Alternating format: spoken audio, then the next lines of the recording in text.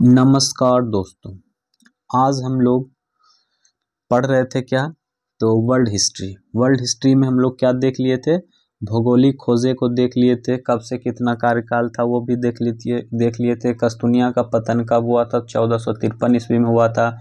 5 से 9 सेंचुरी को क्या कहते हैं, और फिर 6 से 10 को क्या कहते हैं, फिर 11 से 14 को क्या कहते हैं, 15 को क्या कहते हैं, आधुनिक काल कहते हैं।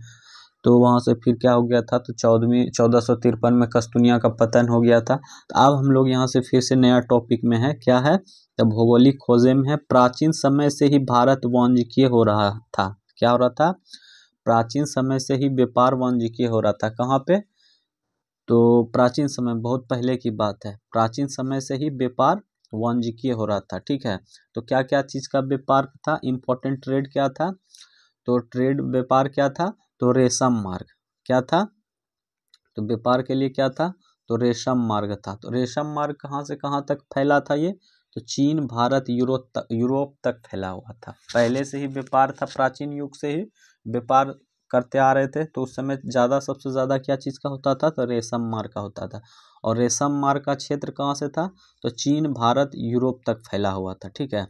और 13वीं सदी से चीन, भारत, यूरोप के व्यापार में वर्णन मिलता है। कब मिलता है? चीन, भारत का और यूरोप का जब व्यापार शुरू हुआ था, तो उस समय कौन सा सदी था? तो 13वीं सदी था। कौन सा सदी था? 13वीं सदी से ही चीन, भारत और यूरोप के व्यापार का वर्णन मिलता है। ठीक है। फिर है कि 13वीं सेंचुरी में, ठीक है, 13वीं सदी में यात्री मार्को पोलो का वर्णन है। ठीक है। मार्को पोलो का आगमन हुआ कब? 13वीं सदी में। ठीक है। यात्रा का वर्णन मिला इसमें। और वहाँ का शासक कहाँ था? चीन के शासक कुबलई खां के दरबार में आया था। ये कहाँ आया था? मार्को पोलो कहाँ आया था? चीन के शासक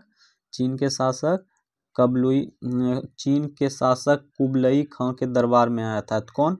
तो मार्को पोलो। कब आया था? 13वीं सदी में। कब आया था?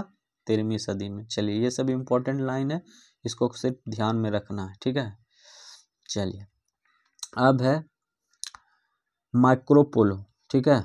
मार्को पोलो जो भारत आया था चीन के शासक के शासनकाल में, कुबलई खां के शासनकाल में। तब क्या हुआ? मार्को पोलो ने भारत में विजयनगर राज्य की यात्रा की थी। मार्को पोलो जो था भारत में कहाँ पे यात्रा किया था? तो विजयनगर राज्य की यात्रा की थी। ठीक है। तो विजयनगर का शासक उस समय कौन था? तो जब मार्को पोलो भारत आया था विजयनगर के राज्य में, तो उस समय विजयनगर का शासक कौन था? तो देवराय प्रथम था। कौन था? देवराय प्रथम था। ठीक है। जब मार्को पोलो वेनिस, इटली का निवासी था। मार्को पोलो कहाँ का निवासी था? वेनिस, इटली का निवासी था। ठीक है। लेकिन और कुछ बुक में दिया गया है कि SCERT बुक में दिया है, बिहार SCERT में, कि मार्को पोलो कहाँ का यात्री है? तो पुर्तगाली का। ठीक है। तो यहाँ पे दो तरह का प्रश्न बनता है। एक, मार्को पोलो ऐसे गूगल वगैरह पे चेक करेंगे तो उसमें दिखाएगा वेनिस, इटली के निवासी था। ठीक है। लेकिन जब NCERT में है वेनिस, और जब SCERT बुक देखिएगा तो उसमें पुर्तगाली यात्री दिखाएगा। तो इस ध्यान रखना है कि स्टेट लेवल का एग्जाम देंगे तो उस समय मारेंगे पुर्तगाली यात्री थे मार्को पोलो, और नहीं तो वेनिस, इटली के निवासी था। यहाँ तक समझ गए? फिर से हम इसको रिपीट करते हैं। देखिए, मार्को पोलो भारत आया था तो कौन सा? तो विजयनगर राज्य की यात्रा की थी। ठीक है।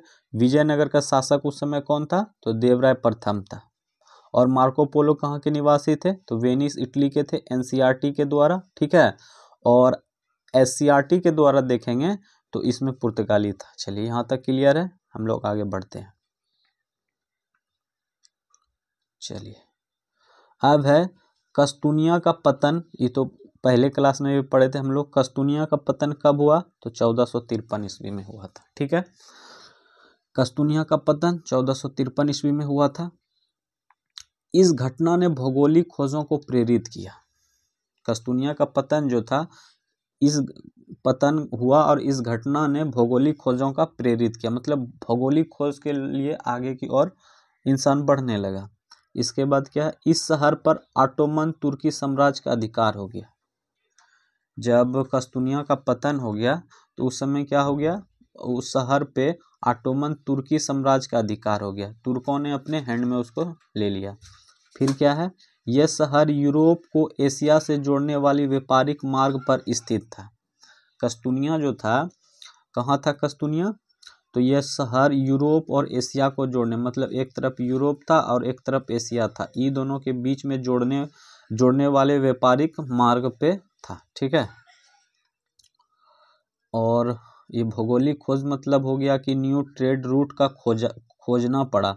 मतलब जब कस्तूनिया का पतन हो गया उसके बाद जो है ना, एशिया आने के लिए नए ट्रेड मतलब व्यापार करने के लिए एक अलग रूट, मतलब एक अलग रास्ता को देखना पड़ा, खोजना पड़ा।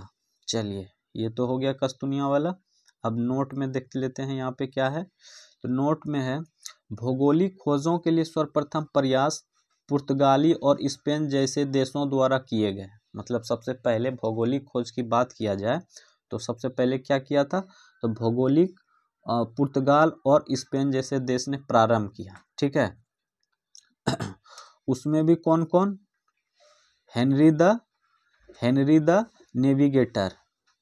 नेविगेटर और इसाबेला और फर्डिनेंड। किसने किसने किया था, तो एक है पुर्तगाली का पुर्तगाली का था हेनरी द नेविगेटर। ठीक है, और स्पेन का था एक कौन, इबोला और फर्डिनेंड। ये तीन आदमी मिलके क्या किया था कि जैसे कि जो है ना, भौगोलिक खोजों के लिए सर्वप्रथम प्रयास किया था, और उसमें भी पुर्तगाल और स्पेन के इंसान थे। तो पुर्तगाल के कौन था, हेनरी द नेविगेटर, और स्पेन का कौन था, तो इसाबेला और फर्डिनेंड। ठीक है, यहाँ तक कंप्लीट है। अब देखते हैं 15वीं सेंचुरी, मतलब 15वीं सदी में क्या हुआ। 15वीं सदी में क्या हुआ, थोड़ा सा चेंजेस हुआ, मतलब परिवर्तन हुआ। 15वीं सदी में क्या हुआ, थोड़ा सा परिवर्तन हुआ। परिवर्तन क्या हुआ ये देखते हैं। नाव निर्माण कला का विकास हो गया। मतलब नाव, मतलब जैसे कि ट्रेड करने के लिए एक देश से दूसरे देश, एक महादेश से दूसरे महादेश जाना पड़ रहा था, तो उस समय साधन नहीं था। तो उस समय फिर 15वीं सेंचुरी में क्या हुआ कि कुछ डेवलप हुआ, मतलब परिवर्तन हुआ, नाव का निर्माण विकास हुआ, नाव का विकास हुआ। उसके बाद क्या हुआ, छोटे और तेज चलने वाले नाव का निर्माण किया गया। मतलब छोटा नाव और सबसे फास्ट चलने वाला नाव का मतलब ये लोग बनाया गया, जिसको नाव को क्या कहते हैं, केरावल कहते हैं। केरावल किसके द्वारा बनाया गया था, तो पुर्तगालियों द्वारा बनाया गया था। बात को समझ रहे हैं ना। नाव का निर्माण काल विकास हुआ कब, तो 15वीं सेंचुरी में। उसके बाद क्या हुआ, छोटे और तेज चलने वाले नाव को निर्माण भी किया गया, तो उसको क्या कहते हैं, केरावल। और केरावल को किसने बनाया, तो पुर्तगाली ने बनाया। चलिए, अब फिर क्या है, खांची पद्धति का विकास हुआ। खांची पद्धति मतलब समझ रहे हैं ना, नावों को और बेहतर तरीकों से नियंत्रित, मतलब बोट जो था ना उसमें सामान वगैरह किधर रहेगा, मतलब स्लॉट वगैरह बनाया गया उसमें रखने का। मतलब पहले नाव का निर्माण हुआ, नाव में भी छोटा और सबसे तेज चलने वाला जो बनाया उसको केरावल कहते हैं, जो कि पुर्तगालियों द्वारा बनाया गया। और नाव को और उसमें डेवलप करके खांचा पद्धति अपनाया गया। खांचा पद्धति मतलब खटाल वाइज, इस खटाल में कुछ और रहेगा, इस खटाल में कुछ और रहेगा, तो नावों को और बेहतर तरीके से नियंत्रित किया। चलिए, यहाँ तक भी समझ गए। अब नेक्स्ट है, अब कुछ कुछ इंपॉर्टेंट लाइन है, इसको देखते हैं। यूरोप वासियों ने कंपास का ज्ञान अरब वासियों से सीखा। अगर पूछ दे यहाँ पे प्रश्न कि कंपास का ज्ञान कहाँ से प्राप्त हुआ यूरोप वासियों को, तो अरब वासियों से सीखा। यूरोप वासियों ने कंपास का ज्ञान अरब वासियों से सीखा। चलिए, ठीक है। और दूरबीन का भी आविष्कार हो गया था उस समय। क्या हो गया था, 15वीं सदी में दूरबीन का भी आविष्कार हो गया था। और है, मानचित्र में पहले सुधार हुआ। मतलब जो है ना, एटलस जो था, नक्शा था, मैप, उसमें भी सुधार हुआ। मतलब जो जो जैसे जैसे किया था उसको थोड़ा सा ना थोड़ा उसमें सुधार लाया। स्ट्रोलोब अक्षांश जानने का उपकरण है। यहाँ पे प्रश्न बनता है, एस्टेट में ये प्रश्न पूछा था कि अक्षांश जानने वाला उपकरण को क्या कहते हैं, तो उसमें 4 ऑप्शन दे देगा, उसमें एक स्ट्रोलोब होगा। तो हम लोग को क्या मानना है, स्ट्रोलोब। अक्षांश जानने का उपकरण को हम लोग क्या कहते हैं, स्ट्रोलोब कहते हैं। चलिए, अब भौगोलिक खोज का उद्देश्य क्या था, ठीक है, मोटिव क्या था, ज्योग्राफिकल डिस्कवरीज जानने के लिए मोटिव क्या था, उसका उद्देश्य क्या था, ठीक है, भौगोलिक खोज करना क्यों चाह रहा था इंसान। तो एक सबसे पहला था तो धन, धर्म और ध्वज, ठीक है। तो क्या क्या चीज़ के लिए था, वेल्थ, रिलीजियन और अंपायर, ठीक है। तो धन में क्या क्या आना चाहिए, तो व्यापार को बढ़ाना, धर्म में क्या हो जाएगा, ईसाई धर्म को बढ़ाना, और ध्वज में मतलब क्या होगा, उपनिवेश बनाना, मतलब कॉलोनीज तैयार करना था, ठीक है। तो भौगोलिक खोज का उद्देश्य क्या क्या था, धन, धर्म, ध्वज, तीन चीज। तो धन में क्या हो गया, व्यापार को बढ़ाना, धर्म में क्या हो गया, ईसाई धर्म को बढ़ाना, और ध्वज में क्या हो गया, उपनिवेश बनाना। चलिए यहाँ तक समझ गए। अब इम्पोर्टेंट कुछ है डिस्कवरीज, उसको देखते हैं, ठीक है। 1487 से 1487 ईस्वी में बार्थोल्यूम डियाज, जो कि निवासी थे पुर्तगाली के, ठीक ना। 1487 में बार्थोल्यूम डियाज ने अफ्रीका के दक्षिणी भाग, कैप ऑफ गुड होप, उत्तरी अंतरिक्ष जिसको कहते हैं कि खोज किया, ठीक है। एकदम ये इम्पोर्टेंट लाइन है, पूछ देगा कि कैप ऑफ गुड होप, उत्तर मानसा अंतरिक्ष की खोज किसने किया, तो बार्थोल्यूम डियाज ने। बार्थोल्यूम डियाज कहाँ के निवासी थे, तो वो पुर्तगाल के निवासी थे, ठीक है। और कब खोज किया था, तो 1487 ईस्वी में। ये एनसीईआरटी बुक में है 1487 और एससीईआरटी बुक में है 1488, ठीक है। एनसीईआरटी में है 1488। तो हम यहाँ तक समझ गए कि उत्तर मानसा अंतरिक्ष की खोज किसने किया था, तो बार्थोल्यूम डियाज ने किया था। कब किया था, तो 1487-88 दोनों याद रखेंगे। तो बार्थोल्यूम डियाज कहाँ के निवासी थे, तो पुर्तगाली निवासी थे।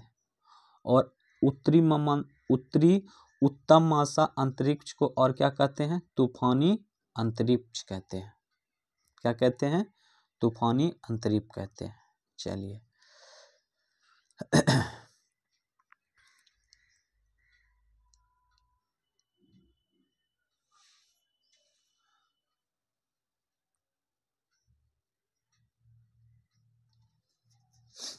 1492 क्रिस्टोफर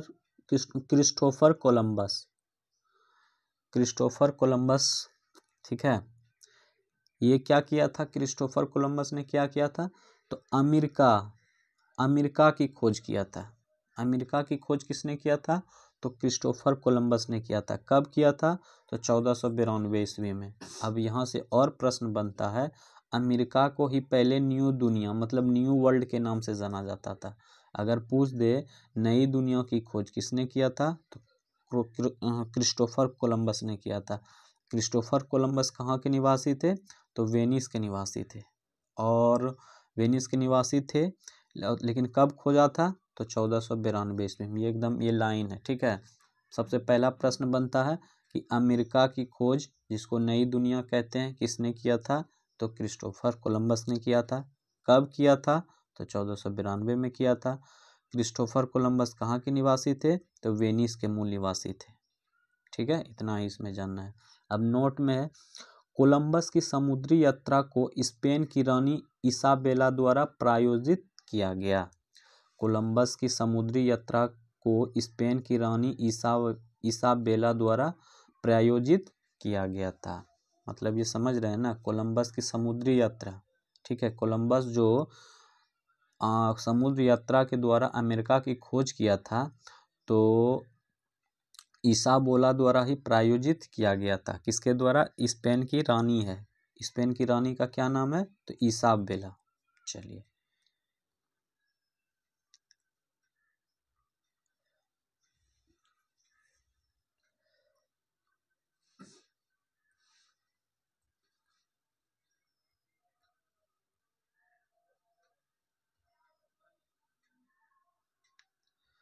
अब नोट में है यहाँ पे, स्पेनिश यात्री अमेरिकी वेस्पुची स्पेनिश यात्री अमेरिकी वेस्पूची ने 1499 से 1500 ईस्वी में अमेरिका को विस्तार रूप से ढूंढा। इसी के नाम पर अमेरिका नाम पड़ा।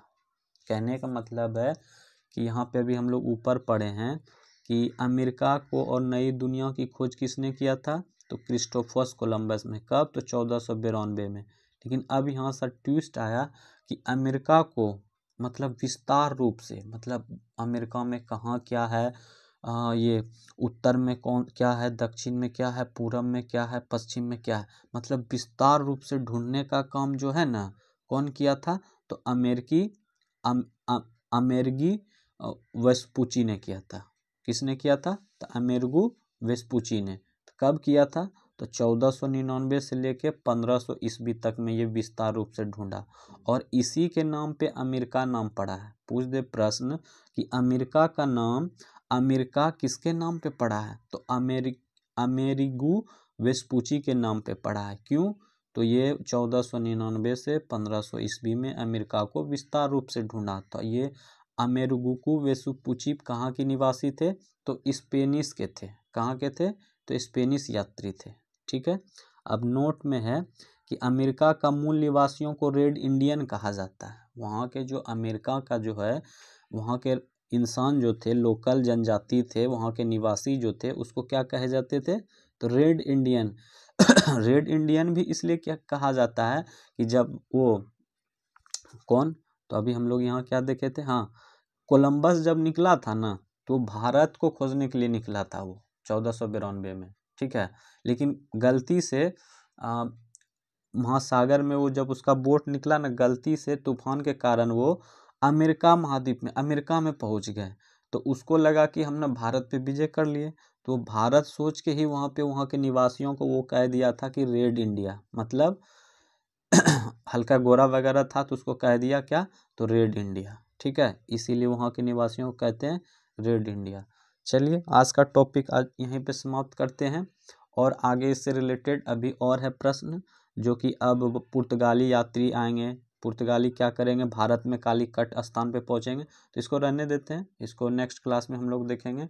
आज का क्लास यहीं पे समाप्त करते हैं। धन्यवाद।